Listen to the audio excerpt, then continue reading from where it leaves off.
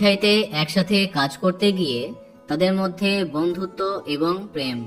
তারপরে এই বছরে মে মাসে ধুমধাম করে বিয়ে করেছেন আদ্রিত রায় এবং কৌশাম্বী চক্রবর্তী। অনেক সমালোচনা, অনেক বিতর্কের পরেও একে অপরের হাত তারা শক্ত করে ধরেছেন।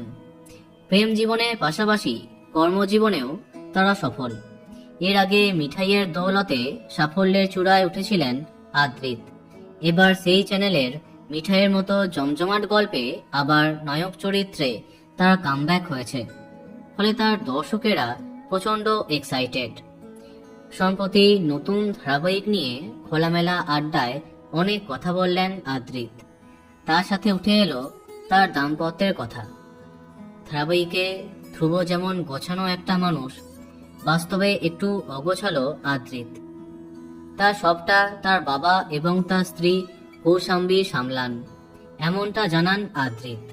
তার কথায়, আমি বাড়ির কাজ তেমন পারি না, ও এ বিষয়ে আমায় বাচ্চার মতো সামলায়। ও একা হাতেই অনেক কিছু দেখাশোনা করে। অন্যদিকে স্ত্রী অন্য ধারাবাহিকে থাকায় টিআরপি নিয়ে একটা ঝামেলা হবার প্রসঙ্গে জানতে চাওয়া হলে আদ্রিত জানান, ওর ধারাবাহিক তো বেঙ্গল টপার, তবে ও আমার লাকি চার্ম, তাই আমি আরো বেশি আত্মবিশ্বাসী। কিন্তু সম্প্রতি শোনা গেছিল আদ্রিত কৌশাম্বীর মধ্যে নাকি দূরত্ব তৈরি হয়েছে। এটা কি সত্যি?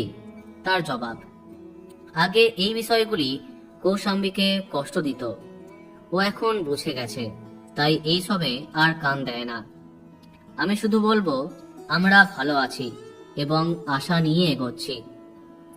বন্ধুরা, এই জনপ্রিয় কাপেলকে তোমার কেমন লাগে কমেন্টে জানাতে পারো। আর এই রকমই আরো অনেক ভিডিও পেতে সাবস্ক্রাইব